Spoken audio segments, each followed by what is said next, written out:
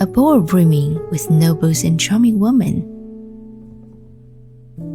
Is it elegant figures beneath the candlelight? Or the special wisps of fragrance that crowds can't wash away, carrying the message of love, searching for the two hearts predestined to encounter, guiding the first sight of Romeo and Juliet. You inquire of me why Cupid shoots his arrows with his eyes closed. I respond, because the significant matters are not discernible to the eyes. At this instant, I shut my eyes and allow my heart to perceive, and let arrows and fragrances be my guides.